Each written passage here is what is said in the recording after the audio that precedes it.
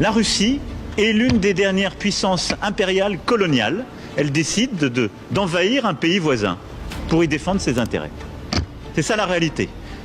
Quand vous les voyez poindre leur tête chez vous, n'y voyez pas autre chose.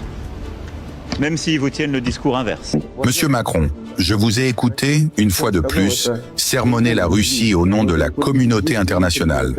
Vous nous accusez de néocolonialisme, d'agression et de violation du droit international. Permettez-moi de répondre avec clarté. La Russie n'a jamais été une puissance coloniale au sens où l'a été la France. Nous n'avons jamais traversé des océans pour imposer notre langue, voler les richesses naturelles ou éradiquer des cultures millénaires sous couvert de civilisation. L'Afrique, l'Asie, l'Amérique latine portent encore les cicatrices des siècles de domination française, britannique ou belge.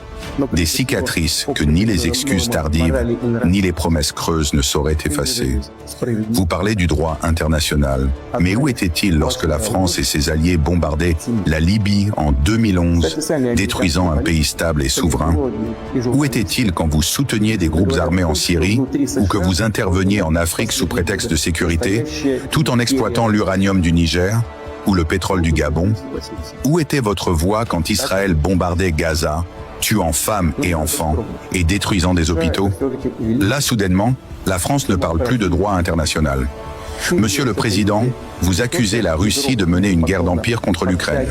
Mais il s'agit d'une guerre défensive, une guerre pour protéger nos frontières, nos populations russophones et nos intérêts vitaux face à l'expansion continue de l'OTAN. Ce n'est pas Moscou qui a encerclé Paris de bases militaires. C'est l'Occident qui, depuis 30 ans, avance ses pions jusqu'à nos portes. Vous dites que la Russie déstabilise l'Afrique ? Non, monsieur Macron.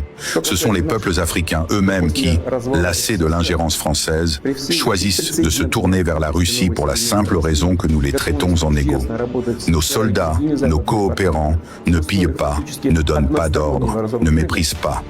Ils viennent à la demande des États souverains. Et vous, président français, osez parler d'empire, quand votre propre pays maintient encore des territoires sous domination outre-mer. Quand des jeunes manifestent dans les rues de Paris pour dénoncer la violence, l'exclusion et le mépris d'État dans les banlieues. Quant à la puissance russe, elle ne se mesure pas seulement à nos armées ou à nos armes hypersoniques. Elle se mesure à notre histoire. Qui a brisé les armées de Napoléon quand la France voulait dominer l'Europe?